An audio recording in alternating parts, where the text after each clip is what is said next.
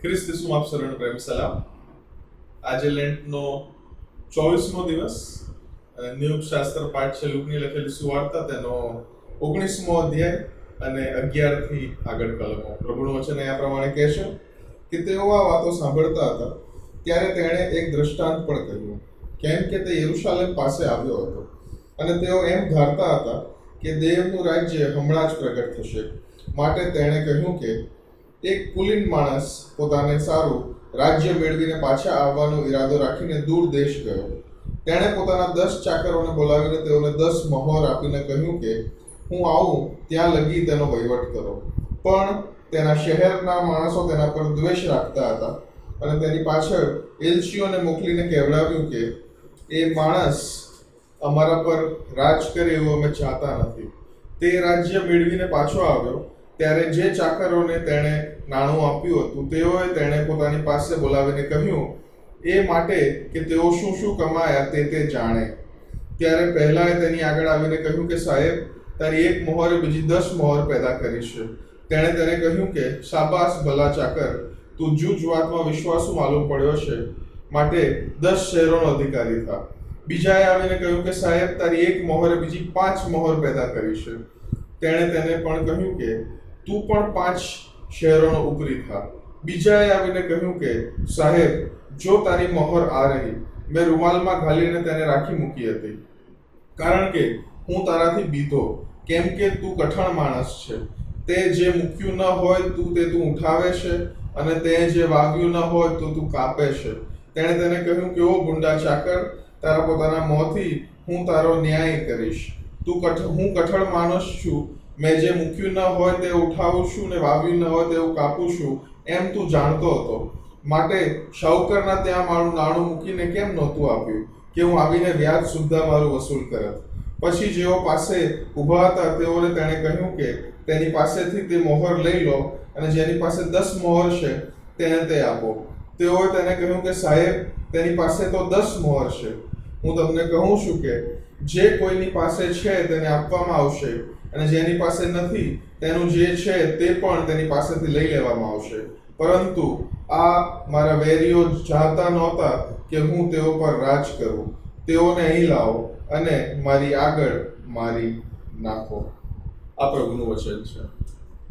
હું ને તમે જાણીએ છીએ કે પ્રભુ ઈસુ ખ્રિસ્ત હવે યરૂશાલેમ ભણીની યાત્રામાં વધારે આગળ વધી રહ્યા છે અને જેમ યરીખો શહેરમાંથી તેઓ પસાર થઈ રહ્યા છે તેમ તેમનું જે એ મંજિલ છે, એ જે ડેસ્ટિનેશન છે, એ વધારે ને વધારે નજદીક આવતું જાય છે. અને અહીંયા તો હવે લુક બહુ સ્પષ્ટતા ધોરણે કહે છે કે કેમ કે તે યરૂશાલેમ પાસે આવ્યો હતો.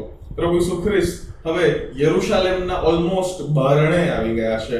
આવનાર દિવસોમાં આપણે એ વિજયવંત પ્રવેશ ને વગેરે વગેરે વાતો જોઈશું. પણ હું ને તમે જાણીએ છીએ કે યરૂશાલેમ એકમાત્ર ડેસ્ટિનેશન નહોતું, પણ યરૂશાલેમ અને એની સાથે સાથે વધસ્તંભ એ પ્રભુનું ડેસ્ટિનેશન હતું, એ પ્રભુનો ધ્યેય હતો. અને તે જ દિશા તરફ એ લુક 9:51 થી જ પ્રભુ આગળ ધપી રહ્યા હતા.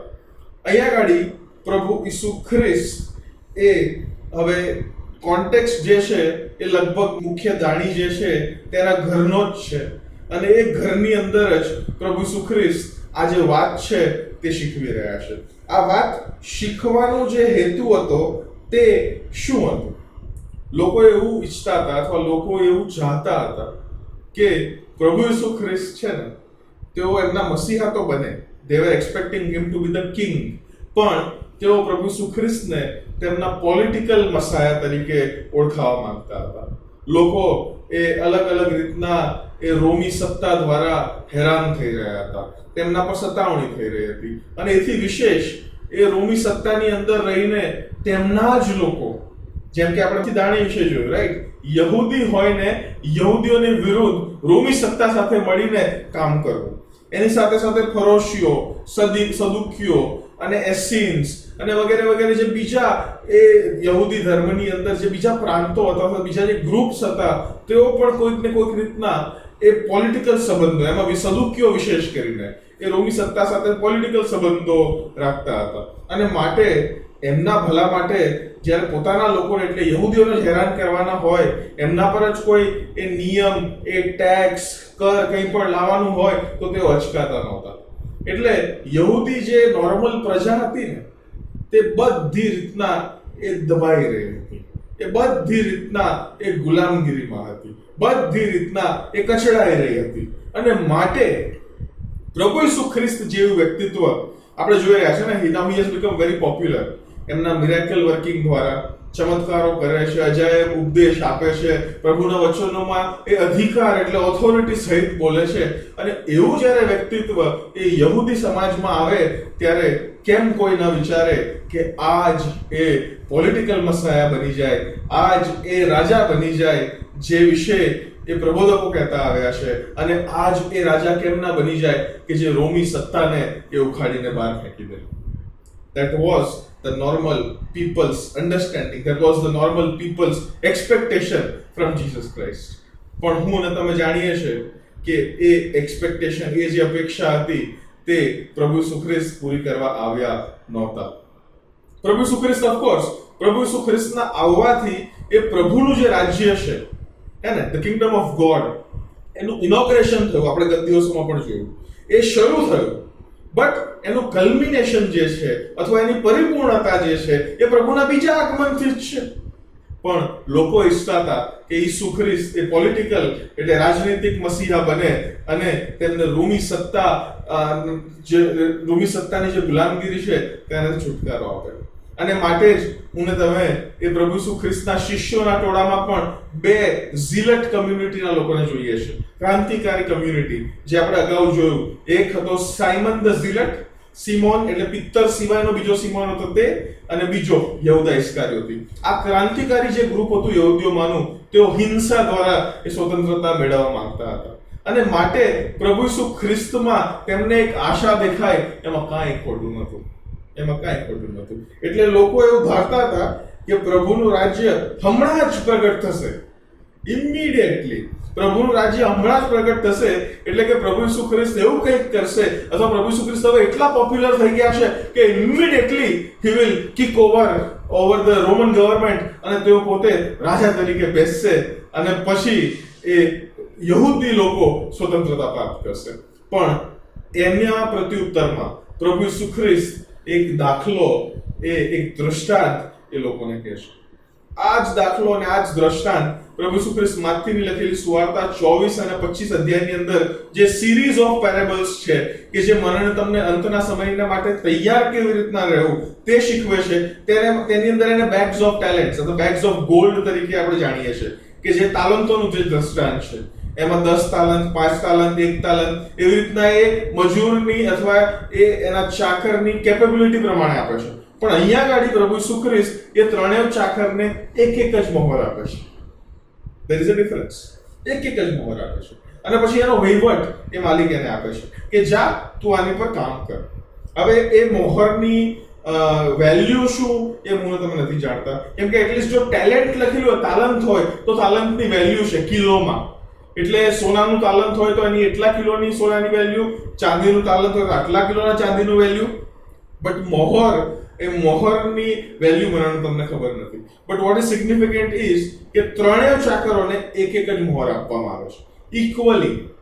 પ્રભુ ઈસુ ખ્રિસ્ત એ જવાબદારી આપે છે અને ધેટ સિગ્નિફાઈઝ કે પ્રભુ ઈસુ ખ્રિસ્ત એ દરેક વ્યક્તિને, એ પુલપિટની આ બાજુનો હોય તો પણ એને પણ, અને પુલપિટની પેલી બાજુનો હોય તો એને પણ એ ઇક્વલ રિસ્પોન્સિબિલિટી આપે છે. અને રિસ્પોન્સિબિલિટી શું છે કે મોહરને ઉપયોગમાં લાવી અને પછી તેને મલ્ટીપ્લાય કરવી. ત્રણ અલગ અલગ ચાકરોને સેમ મોહર આપવામાં આવે છે. સેમ મોહર આપ્યા બાદ એ માલિક જે છે એ બીજા દેશમાં એટલે બીજા રાજ્યો પર વિજય મેળવવા માટે જાય છે અને તે મેળવીને પાછો આવે છે ત્યારે રિપોર્ટ આપવાની વાત હોય છે. રિપોર્ટ આપવાની જ્યારે વાત આવે છે ત્યારે પહેલો કહે છે કે તારી એક મોહરે બીજી 10 મોહર ઉપજાવીશ. અને માટે પછી પ્રભુ ઈસુ ખ્રિસ્ત શું કહે છે કે તને 10 એ અલગ અલગ દેશના 10 શહેરોની ઉપર એને અધિપતિ ઠેરાવે છે.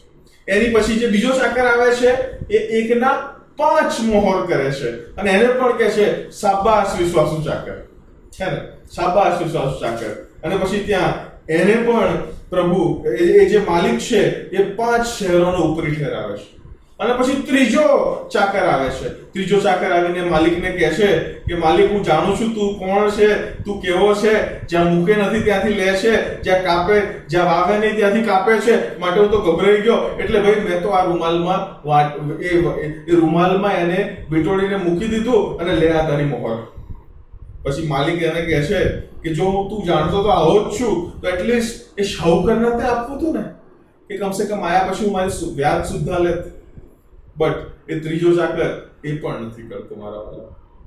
જે કહેવાનો તાત્પર્ય ઈસુનો જે છે તે એ છે કે પ્રભુનું રાજ્ય હમણાં જ આવે, that we don't know. there is no prediction અથવા કોઈ પણ જાતની એ વિષયક વાત પ્રભુ કરતા નથી. પણ પ્રભુ એ કહે છે કે હમણાં જ આવે કે ના આવે, એક ચાકર તરીકે, એક સ્ટુઅર્ડ તરીકે, એક પ્રભુના રાજ્યના કારભારી તરીકે મને તમને જે જવાબદારી સોંપવામાં આવેલી છે તેમાં મારે ને તમારે એક મૂલ્યાંકન કરવું જોઈએ અને જાણવું જોઈએ કે ચાકર નંબર 1, 2 કે 3 એ બંને ત્રણેયમાંથી કયાની અંદર તમે આવો છો.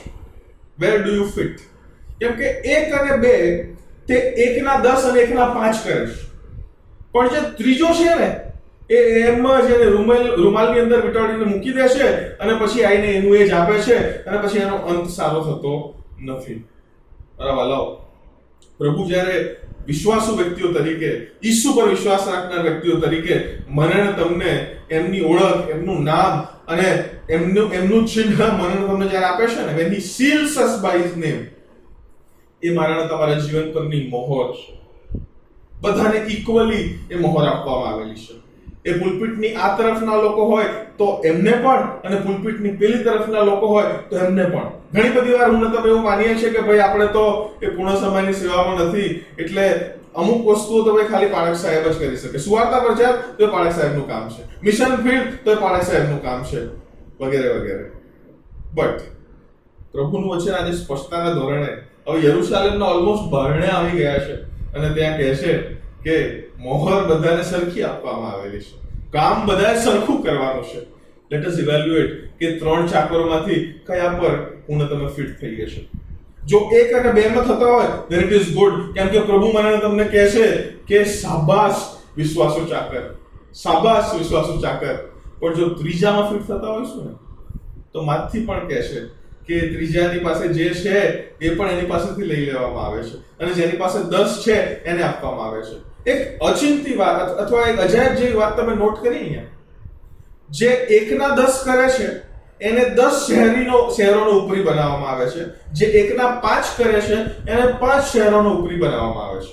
એટલે કે પ્રભુના રાજ્યનું કામ હું તમે જ્યારે કરીએ છીએ ને, અને જો વિશ્વાસુપણે કરીએ છીએ, મલ્ટીપ્લિકેશન એમાં થાય છે, તો પ્રભુ મને તમને શાબાશીની સાથે સાથે વધારે જવાબદારી આપે છે.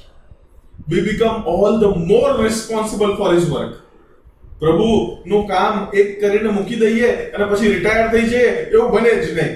પ્રભુનું કામ જો વિશ્વાસુપણે કરતા હોઈએ તો પ્રભુના કામના અંતની અંદર પ્રભુ મને તમને વધારે કામ આપે છે. He gives us all the way more responsibility, my dear friends. પ્રભુનું વચન, પ્રભુનું રાજ્ય અને પ્રભુના રાજ્યનો આ સિદ્ધાંત છે. We are to work for his kingdom. પ્રભુના રાજ્યની અંદર કામ કરવાનું છે. પણ એ કામ જો વિશ્વાસુપણે કરીએ છે તો જ્યારે પ્રભુ શાબાશ કહે ને, એ આ શાબાશી પણ એમની કૃપા છે. That is not something that we earn. હું તમે કમાતા નથી, પણ એ શાબાશી પણ પ્રભુની કૃપા છે અને ત્યારબાદ પ્રભુ એ આપણી જવાબદારી મલ્ટીપ્લાય કરે છે. He multiplies our responsibility that we have to work all the way more for his kingdom. પ્રભુ જ્યાં સુધી પરત આવે ને ત્યાં સુધી. કેમ કે પ્રભુનું આવવું એ ઓચિંતું છે. પ્રભુ ક્યારે ફરી સેકન્ડ ટાઈમ આવનાર છે we don't know. પણ હું તમે તો એમના રાજ્યના સ્ટુઅર્ડ્સ છે મારા વાલાઓ, આપણે કારભારીઓ છીએ. ક્યારે આવવાના છે એની પર ડિબેટ છોડી દઈએ, પણ આવવાના છે ચોક્કસ છે. આવવાની ઘડી એ ઓચિંતી છે. પ્રભુનો આવવાનો સમય એ ચોરને સમાન છે. when he will come we don't know. પણ પ્રભુનું વચન અહીંયા કહે છે કે we need to be ready. કેમ કે આયા પછી રિપોર્ટ આપવાનો છે. મારા વાલાઓ, જો કારભારી હોય ને માલિક બનવાનો પ્રયત્ન કર્યો છે તો ત્યાંથી પણ પાછા ફરી જવાની હવે ઘડી છે. Because any time he may come, any time he may ask for a report. અને જો પ્રભુને આયા પછી એવું ખબર પડી કે આને તો મોહર એની પ્રભુને માટે કમાવા માટે આપેલી હતી, પણ એ તો મોહરનો માલિક બની બેઠો છે અને પોતાનું રાજ્ય સ્થાપિત કર્યું છે પ્રભુના રાજ્યની જગ્યાએ.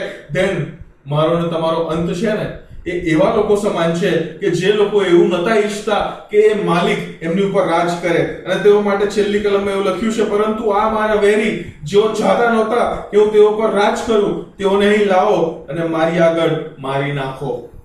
માથીની સુવાર્તામાં વધારે ક્રૂર શબ્દોમાં લખેલું છે કે તેઓને અંધકારમાં નાખી દો કે જ્યાં રડવાનું અને દાંત પીસવાનું થાય.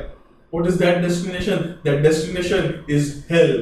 એ નરકની વાત પ્રભુ ઈસુ ખ્રિસ્ત સ્પષ્ટતાના ધોરણે કહે છે કે જે લોકો એવું ઈચ્છતા નથી કે ઈસુ તેઓ પર રાજ કરે, કે જે લોકો એ ઈસુના માલિકપણાને એ ધિક્કારે છે અને જે લોકો પોતે માલિક બનવાનો પ્રયત્ન કરે છે. Let us not do that. Jerusalem ભણીની યાત્રામાં, વધસ્તંભ તરફની યાત્રામાં જે આગળ વધીએ છે, let us remember પ્રભુનું રાજ્ય એ ઇનોગ્રેટ થઈ ચૂક્યું છે પ્રભુના પહેલા આગમન દ્વારા, અને પ્રભુનું બીજું આગમન ક્યારે છે એવું તમે નથી જાણતા, પણ એ જ્યારે બી થાય it will be like a surprise. પણ ખ્રિસ્તી વ્યક્તિઓ તરીકે જ્યારે પ્રભુનું વચન અવારનવાર મને તમને ચેતવણી આપે છે, ત્યારે પ્રભુનું આવવું એ આપણે માટે શોક નહીં, but it should be a beautiful surprise. Oh Lord, you are here. Oh Lord, we your stewards are ready to welcome you among us. એ મારો તમારો દૃષ્ટિકોણ હોવો જોઈએ. પ્રભુ આપ સર્વને આશીષ આપો. આમીન.